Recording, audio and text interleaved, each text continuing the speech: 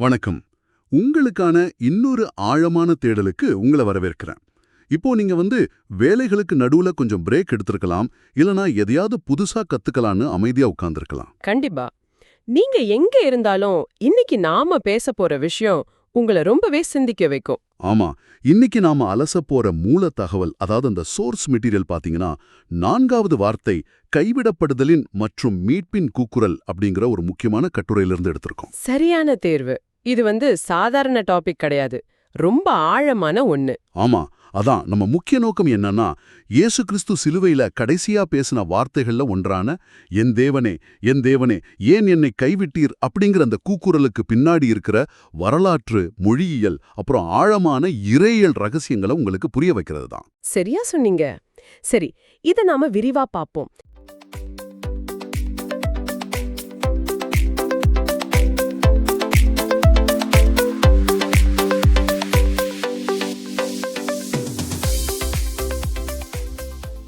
இந்த ஒரு வாக்கியம் 2000 வருஷமா மனித குலத்தை சிந்திக்க வச்சிட்டு இருக்கு அப்படிங்கறத புரிஞ்சுக்க நாம நிறைய அடுக்குகளை திறக்க வேண்டியிருக்கு. முதலாவது அந்த மொழியியல் வேறுபாட்டு கவனிப்போம். மத்தேயு நற்செய்தியிலையும் மார்க் நற்செய்தியிலையும் இது பதிவாயிருக்கு. ஆமா, மத்தேயு கிரேக்க மொழி தாக்கத்தோட ஏலி ஏலி லெமா சபக்தானி அப்படின்னு பதிவு செஞ்சிருக்காரு. அதே சமயம் மார்க் அரமேய மொழியில எலோயி எலோயி லாமா சபக்தானி அப்படின்னு எழுதியிருக்காரு. ரெண்டுக்கும் அர்த்தம் ஒண்ணுதான். ஏன் என்னை கைவிட்டீர்?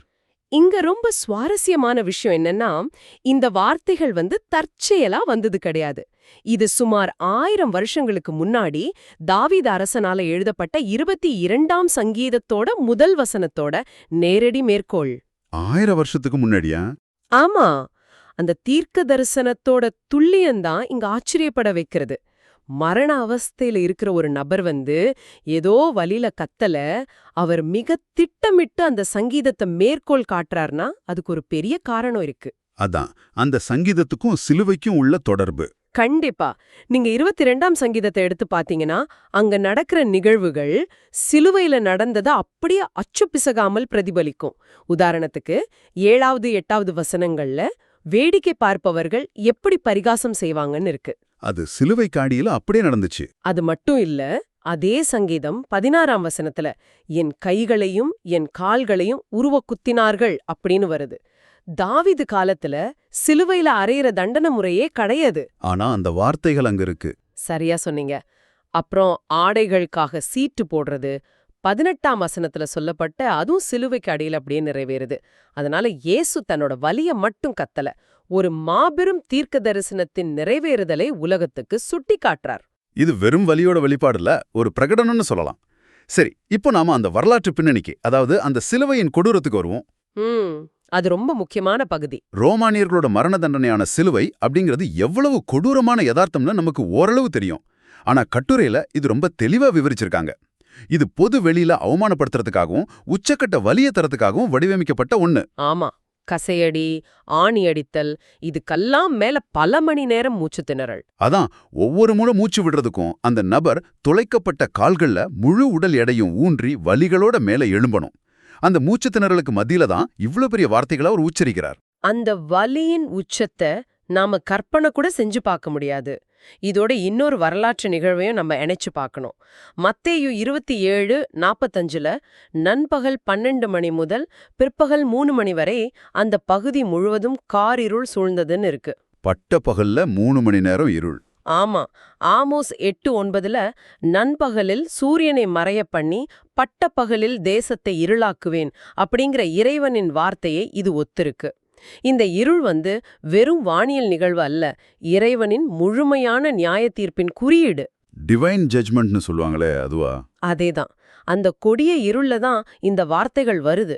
அந்த 3 மணி நேரம் மனிதகுலத்தின் ஒட்டுமொத்த பாவத்துக்கான கோபம் அங்க ஊற்றப்பட்டது. இங்கதான் எனக்கு நேயர்கள் சார்பா ஒரு கேள்வி கேட்கணும்னு தோணுது. அது எப்படி இறைவன் இறைவனையே கைவிட முடியும்?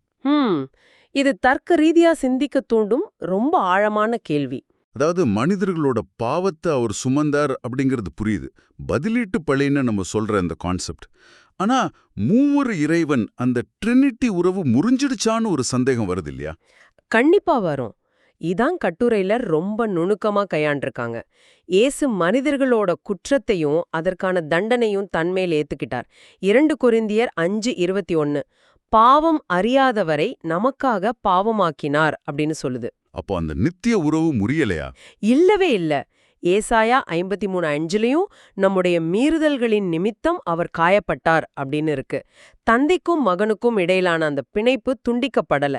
மாறாக இயேசு தன்னோட மனிதத்தன்மையில இறைவனோட நியாயத்தீர்ப்பின் முழு எடையையும் தனிமையையும் அனுபவிச்சார். அந்த நீதிக்கான தண்டனைய அவர் மனிதனா நின்னு உணர்ந்தார்.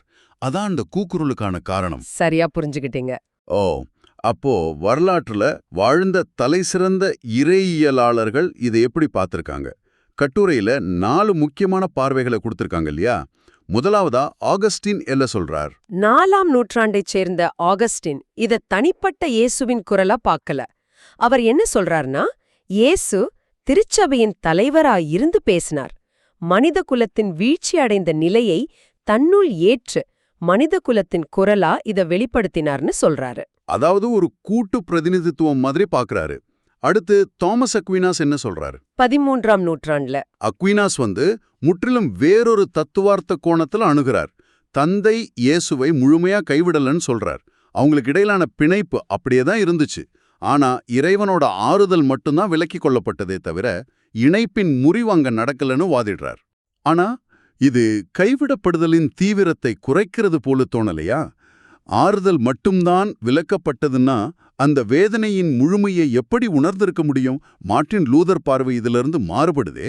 ஆமா, லூதர் இத நற்செய்தியின் மிகப்பெரிய ரகசியம்னு வர்ணிக்கிறார்.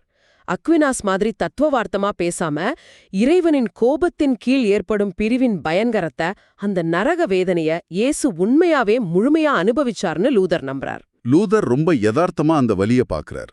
4வதா ஜான் கால்வின். இவர் என்ன சொல்றாருன்னா, இயேசு நரகத்தின் ஆவிக்குரிய வேதனையை அனுபவிச்சார்.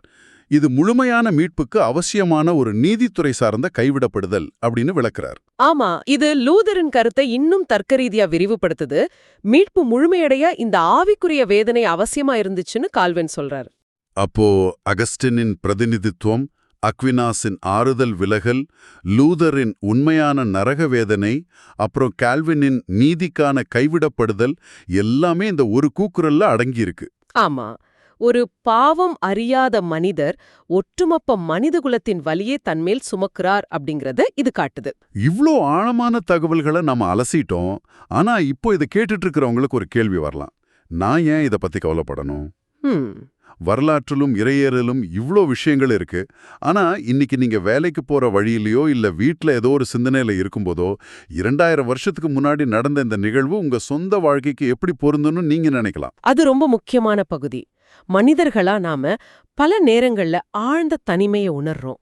என்னை யாருமே புரிஞ்சிக்கல, நான் முற்றிலும் நிராகரிக்கப்பட்டுட்டேன் அப்படின்னு நீங்க எப்பவாவது நினைச்சிருக்கீங்களா? நிறைய பேருக்கு அந்த உணர்வு வந்திருக்கும். அந்த உணர்வுகள் எதுவுமே இறைவனுக்கு புதிதல்ல அப்படிங்கிறது தான் இந்த கட்டுரை தரும் மிகப்பெரிய ஆறுதல். மனிதர்கள் வாழ்க்கையில உணர்ற தனிமை, நிராகரிப்பு, இருள் எல்லாமே இறைவனுக்கு முழுமையா புரியும். அவர் அந்த பாதையை ஏற்கனவே கடந்துட்டார். அந்த வேதனையை அந்த பிரபஞ்சத்தை உருவாக்கியவர் புரிஞ்சுக்கிறார் என்பதே ஒரு மிகப்பெரிய நம்பிக்கை. கண்டிப்பா. எபிரேயர் 13:5ல நான் உன்னை விட்டு விலகுவதும் இல்லை, உன்னை கைவிடுவதும் இல்லை அப்படின்னு சொல்லப்பட்டிருக்கு. நீங்க கைவிடப்படாம இருக்க அவர் ஏற்கனவே கைவிடப்பட்டுட்டார். அவர் அந்த இருளை சந்திச்சதால நீங்க இனி நிரந்தரமான இருளை சந்திக்க வேண்டியதில்லை. அவர் இருளை சந்திச்சதால நாம ஒளிய பார்க்க முடியுது. ஆமா, இருளோடு எல்லாம் முடிஞ்சிடுறதில்ல அப்படிங்கறதையும் நம்ம நினைவில் கொள்ளணும். நாம முதல்ல பேசின அந்த 22ஆம் சங்கீதத்தோட முடிவை பாத்தீங்கன்னா, அது வலியில தொடங்கினாலும் உலகளாவிய வெற்றியில தான் முடிகிறது. சிலுவை ஒரு முடிவு கிடையாது, அது உயிர்த்தெழுதலுக்கு முந்தைய ஒரு படி. 100% உண்மை. பாவம் நியாயம் தீர்க்கப்பட்டது, ஆனா அதே வேளையில மனித குலத்துக்கான ரட்சிப்பும் அங்க பாதுகாக்கப்பட்டது. ரொம்ப சிறப்பா சொல்லிங்க. நாம இப்போ இந்த ஆழமான தேடலோட இறுதி பகுதிக்கு வந்துட்டோம். முழு உரையாடலையும் சுருக்கமா சொல்லணும்னா, கைவிடப்படுதல் அப்படிங்கிறது இறைவனை அணுகுவதற்கான வழியா மாறிடுச்சு. காரிருள் மீட்பா மாறிடுச்சு. ஆமா, கொடூரமான நியாய தீர்ப்பு ஈடு இணையற்ற கிருபையா மாறிடுச்சு. இதான் இந்த சோர்ஸ் மெட்டீரியல் நமக்கு உணர்த்தும் பாடம். வேதனையின் ஆழத்திலிருந்து தான் மிகப்பெரிய மீட்பு துவங்குகிறது. இது உண்மையிலேயே ஒரு நம்பிக்கையூட்டும் செய்திதான். நாம விடைபெறதுக்கு முன்னாடி கட்டுரையில சொல்லப்பட்ட ஒரு கருத்தை வச்சு ஒரு புதிய சிந்தனையை உங்ககிட்ட விட்டுட்டு போக விரும்புறேன். 22ஆம் சங்கீதம் துன்பத்துல தொடங்கி மாபெரும் வெற்றியில முடியுதுன்னு பார்த்தோம் இல்லையா? ஆமா. உலக வரலாற்றோட மிக இருண்ட தருணம், அதாவது இறைவனே இறைவனால் கைவிடப்பட்டதா உணர்ந்த அந்த உச்சக்கட்ட தனிமையின் தருணம் உலகளாவிய மீட்புக்கும் அருளுக்கும் ஒரு மாபெரும் தொடக்க புள்ளியா அமைஞ்சதுன்னா, இன்னைக்கு நீங்க உங்க சொந்த வாழ்க்கையில சந்திக்கிற ஆழமான தனிமையும் நான் கைவிடப்பட்டுட்டேன் அப்படிங்கிற உணர்வுகளும் கூட ஒரு சிறந்த விடியலுக்கான நீங்க இதுவரை அறியாத ஒரு புதிய திருப்புமுனையா ஏன் இருக்கக்கூடாது? ரொம்ப ஆழமான பார்வை இது. அந்த இருள் ஒரு முடிவல்ல, மாறாக அது ஒரு மாபெரும் ஒளியின் தொடக்கமா ஏன் இருக்கக்கூடாது? இது கொஞ்சம் சிந்திச்சு பாருங்க. உங்க நேரத்திற்கும் எங்களோடு இந்த ஆழமான தேடலை பகிர்ந்துகிட்டதற்கும் ரொம்ப நன்றி. மீண்டும் ஒரு சுவாரஸ்யமான தேடலில் சந்திப்போம்.